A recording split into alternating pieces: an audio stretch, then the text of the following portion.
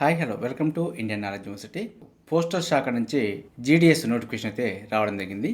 దీనికి సంబంధించిన application dates, eligibility, అదేవిధంగా కావాల్సిన డాక్యుమెంట్స్, అప్లికేషన్ ప్రాసెస్ సంబంధించి పూర్తి వివరాలు అయితే మీకు చెప్పడం జరుగుతుంది. సో దాదాపుగా మనకు 20,000 పైచిలకు పోస్టులతో అయితే నోటిఫికేషన్ రావడం జరిగింది. సో ఇదైతే మంచి అవకాశం అని చెప్పుకోవచ్చు. సో ఎగ్జామ్స్ లేకుండా మనకు 10th క్లాస్ మెరిట్ మీదనే జాబ్ అయితే అవకాశం ఉంటుంది. సో ఇదైతే మంచి నోటిఫికేషన్. దీని గురించి పూర్తి వివరాలు తెలుసుకొని అప్లికేషన్ చేసుకునే ప్రయత్నం చేయండి. సో మనకు ఆన్లైన్ అప్లికేషన్స్ అయితే ఫిబ్రవరి 10 నుంచి మార్చి 3 వరకు అప్లికేషన్ చేసుకోవచ్చు. ఎడిట్ విండో అయితే మార్చి 6 నుంచి మార్చి 8 వరకు అవకాశం ఉంటుంది. సో చిన్న చిన్న మిస్టేక్స్కే అవకాశం ఉంటుంది. అన్నింటినీ కరెక్షన్ చేసుకోవడానికి అయితే అవకాశం ఉండదు. సో కాబట్టి అప్లికేషన్ చేసుకునేటప్పుడే ఎలాంటి మిస్టేక్స్ లేకుండా అప్లికేషన్ చేసుకునే ప్రయత్నం చేయండి. అదేవిధంగా ఇందులో మనకు 2 రకాల పోస్టులు అయితే అందుబాటులో ఉన్నాయి. ఒకటి బ్రాంచ్ పోస్ట్ మాస్టర్, అదేవిధంగా assistant to branch post master. Assistant to branch post మాస్టర్నే మనం డాక్ సేవక్ అంటాం. బ్రాంచ్ పోస్ట్ మాస్టర్ యొక్క పే స్కేల్ తీసుకుంటే 12,000 టు 29,380 రూపీస్. అదే మనకు డాక్ సేవక్ అయితే 10,000 టు 24,470 రూపీస్ అయితే పే స్కేల్ ఉంటుంది. ఏజ్ లిమిట్ చూసుకుంటే 18 టు 40 ఇయర్స్ వరకు అప్లై చేసుకోవచ్చు. రిజర్వేషన్స్ ఉన్న వరకు అయితే కొన్ని మినహాయింపులు ఉన్నాయి. సో మనకు ఎస్సీ ఎస్టీ అయితే 5 ఇయర్స్ వరకు, ఓబీసీ అయితే 3 ఇయర్స్ వరకు, ఈడబ్ల్యూఎస్కి అయితే ఎలాంటి మినహాయింపు ఉండదు. పీడబ్ల్యూడీకి అయితే 10 ఇయర్స్ వరకు ఉంటుంది. పీడబ్ల్యూడీలో ఓబీసీ అయితే 13 ఇయర్స్ వరకు, ఎస్సీ ఎస్టీ అయితే 15 ఇయర్స్ వరకు అవకాశం ఉంటుంది. ఇది మనకు రిజర్వేషన్కి సంబంధించి కొంత మినహాయింపు. ఎడ్యుకేషన్ క్వాలిఫికేషన్ చూసుకుంటే మనకు 10th క్లాస్ చదివితే సరిపోతుంది. అదేవిధంగా 10th క్లాస్లో ఎవరికైతే మెరిట్ వస్తుందో వారికైతే 99% జాబ్ వచ్చే అవకాశం ఉంది. ఎందుకంటే మనకు ఎగ్జామ్ లేదు కాబట్టి ఓన్లీ 10th మెరిట్ మీదనే. అదేవిధంగా పోస్ట్ ఆఫీస్ అంటేనే మనకు సెంట్రల్ గవర్నమెంట్ కాబట్టి సో దేశంలో ఎక్కడైనా అప్లై చేసుకోవచ్చు అని చెప్పి రావడం జరుగుతుంది. సో దీంట్లో కండిషన్ అయితే పెట్టడం జరిగింది.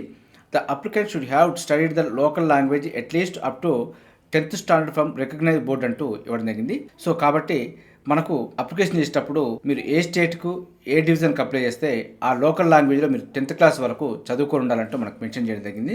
సో దీన్ని బట్టి మనకు తెలుగు రాష్ట్రాల్లో తెలుగు లాంగ్వేజ్ ఉంటుంది కాబట్టి తెలుగు రాష్ట్రాల్లో మాత్రమే అవకాశం ఉంటుంది. సో మనకు వేరే స్టేట్లో అప్లై చేసుకుంటే సో మనకు ఆ రీజనల్ లాంగ్వేజ్ చదువుకోలేదు కాబట్టి అవకాశం ఉండదు. వీటితో పాటు మనకు కంప్యూటర్ నాలెడ్జ్ ఉండాలి, అదేవిధంగా సైక్లింగ్ వచ్చి ఉండాలి. సో మనకు మినిమం జీవన ప్రమాణాలని మెయింటైన్ చేస్తూ ఉండాలి అంటూ మనకు మెన్షన్ చేయడం జరిగింది. సో మనకు డిజేబుల్డ్కి సంబంధించి కూడా కొన్ని వేకెన్సీ అయితే ఇవ్వడం జరిగింది. ఇందులో మనకు డిజేబిలిటీని 4 రకాలుగా కేటాయించడం జరిగింది. ఇందులో మనకు లో విజన్ సంబంధించి ఏ కేటగిరీ, డెఫ్ మరియు హార్డ్ ఆఫ్ హియరింగ్ సంబంధించి B category, 1 arm 1 leg, leprosy cured and dwarfism, acid attack victim అంటూ ఇదొక కేటగిరీ కేటాయించడం జరిగింది. అదేవిధంగా specific learning disability and intellectual డిజేబిలిటీకి సంబంధించి కూడా ఒక కేటగిరీ. సో మనకు ఏబిసిడి కేటగిరీగా విభజించి వీటికి సంబంధించిన పోస్ట్ కూడా సపరేట్గా ఇవ్వడం జరిగింది. వీటికి సంబంధించి డీటెయిల్గా మీకు చూపించే ప్రయత్నం చేస్తాను.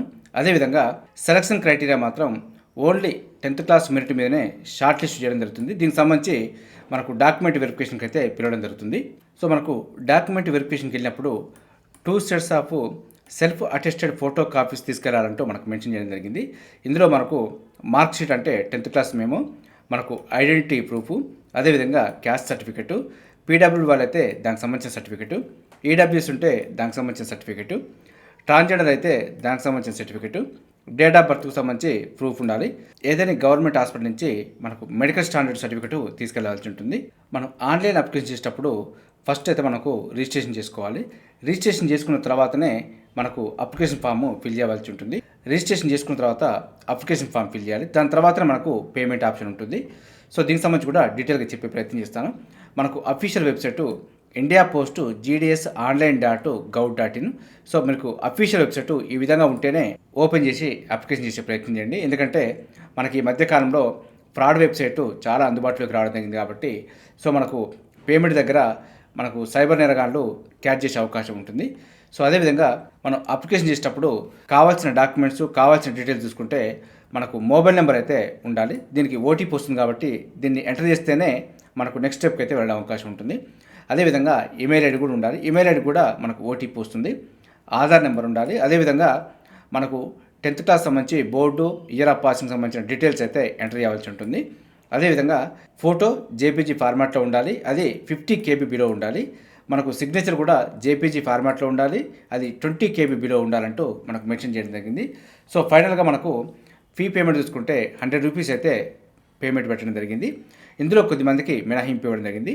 మనకు female candidates, and SC ST and PWD and trans ఉమెన్స్కి అయితే ఫీజు నుంచి మినహాయింపు ఇవ్వడం జరిగింది. మిగిలిన వారైతే 100 రూపీస్ పేమెంట్ చేసుకోవాల్సి ఉంటుంది.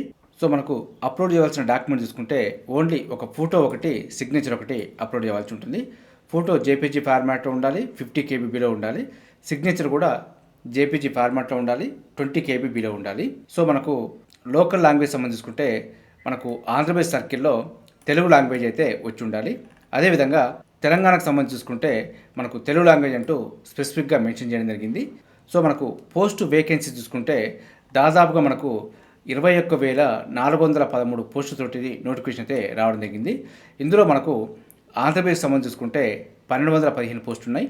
అదేవిధంగా తెలంగాణకు సంబంధించి చూసుకుంటే 519 పోస్టులు ఉన్నాయి. ఇందులో మనకు ఆంధ్రప్రదేశ్లో అన్రిజర్వ్డ్ కేటగిరీ కింద 553 పోస్టులు, ఓబీసీకి 239, ఎస్సీకి 157, ఎస్టీకి 63, ఈడబ్ల్యూఎస్కి 159. అదేవిధంగా పీడబ్ల్యూడీలో ఏ కేటగిరీకి 7, పీడబ్ల్యూడీలో బి కేటగిరీకి 14, సి కేటగిరీకి 12, డి కేటగిరీకి 1 పోస్టు. ఈ విధంగా మొత్తం మనకు 1215 పోస్టులు అయితే ఆంధ్రప్రదేశ్కు కేటాయించడం జరిగింది. అదేవిధంగా తెలంగాణకు సంబంధించి చూసుకుంటే మనకు అన్రిజర్వ్డ్లో 240 పోస్టులు, ఓబీసీకి 117, ఎస్సీకి 70, ఎస్టీకి 28, ఈడబ్ల్యూఎస్కి 61, మనకు పీడబ్ల్యూడీ ఏ కేటగిరీకి 1 పోస్టు, బి కేటగిరీలో 0, సి కేటగిరీలో 2, డి కేటగిరీలో 0. ఈ విధంగా మొత్తం మనకు తెలంగాణకి 519 పోస్టులు అయితే కేటాయించడం జరిగింది. ఇదైతే మంచి అవకాశం అని చెప్పుకోవచ్చు. ఎందుకంటే జస్ట్ మెరిట్ ఉంటే జాబ్ అయితే వస్తుంది. సో మీకు మీ రీజన్లో, మీ డివిజన్లో మీకున్న పరిధి మేరకు జాబ్ అయితే అందుబాటులో ఉంటుంది. సో ఒక్కసారి కనుక దీనికి సెలెక్ట్ అయితే మరేదైనా గవర్నమెంట్ జాబ్కు ప్రిపరేషన్కి అయితే కొంత హెల్ప్ఫుల్గా ఉంటుందని చెప్పుకోవచ్చు. ఎందుకంటే వర్క్ తక్కువగా ఉంటుంది. సో మీకు మీ నేటివిటీ దగ్గర వర్క్ చేయడానికి అయితే అవకాశం ఉంటుంది. మరొకసారి చూసుకుంటే ఆన్లైన్ అప్లికేషన్స్ అయితే ఫిబ్రవరి 10 నుంచి మార్చి 3 వరకు అప్లికేషన్ చేసుకోవచ్చు. దీని మీద మీకు ఏదైనా డౌట్ ఉంటే నా కామెంట్ సెక్షన్లో కామెంట్ చేయండి.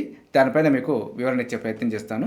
ఇదే విధంగా మన ఛానల్లో అయితే ప్రతిరోజు మార్నింగు విద్యా ఉద్యోగ సమాచారం రావడం జరుగుతుంది. వీటితో పాటు అడ్మిషన్ నోటిఫికేషన్స్ కానీ, రిక్రూట్మెంట్ నోటిఫికేషన్స్ కానీ అప్డేట్ సమాచారం వస్తే మీకు వెంటనే అందించే ప్రయత్నం చేస్తున్నాను. మన ఛానల్ చూస్తున్న వారు సబ్స్క్రైబ్ చేసుకొని ఫాలో అవుతూ ఉండండి. ఈ వీడియో వస్తే లైక్ చేయండి, షేర్ చేయండి. సబ్స్క్రైబ్ చేసుకోవడం మాత్రం మర్చిపోద్దు. Have a nice day.